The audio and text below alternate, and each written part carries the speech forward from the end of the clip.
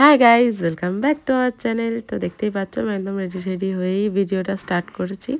তো যাবো না বলে হঠাৎ করে মা অফিস থেকে এসে বললো যাবি না, যা। তো তোমরা ভাবছো কোথায় যাওয়ার কথা বলছি, অ্যাকচুয়ালি মৈনিদের বাড়িতে যাওয়ার কথা বলছি। তো পূর্বাশার ছিল আজকে জন্মদিন, তো মৈনিদের বাড়িতে ওখানেই ওর বাড়ি।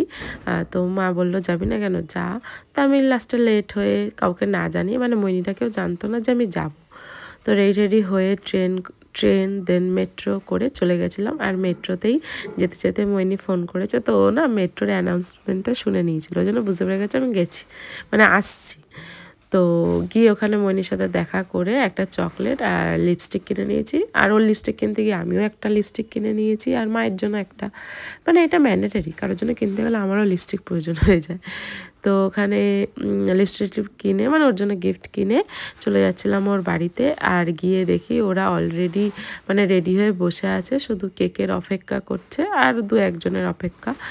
তো ফাইনালি সবাই এসে যাওয়ার পরে আর আমরাও চলে গেছি। তো তারপরে আমরা বললাম চল এবার কেকটা কাট। তো এই নিয়ে মজা হচ্ছিল আর কি। তার আগে হাসাহাসি হচ্ছিলো, সব বাচ্চারা, মানে ওর বাড়ির পাশে ওর দাদার মেয়েটে সবাই তাই এসেছিলো। আমি ওখানে গিফটটা ওকে দিয়ে দিয়েছি, দেন কেকও এসে যায়। এবার মানে কেক কাটা হচ্ছিলো। আর ওই যে ওর কোলে বাচ্চাটা দেখছো, সব থেকে মিষ্টি, মানে ও কেক কাটার জন্য বেশি আগ্রহী ছিল।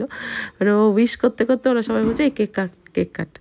বাচ্চারা যা হয় আর কি, পেশেন্সলেস, মানে ওদের ধৈর্য হচ্ছিলো না কখন কেক কাটবে, ওরা কেক খাবে।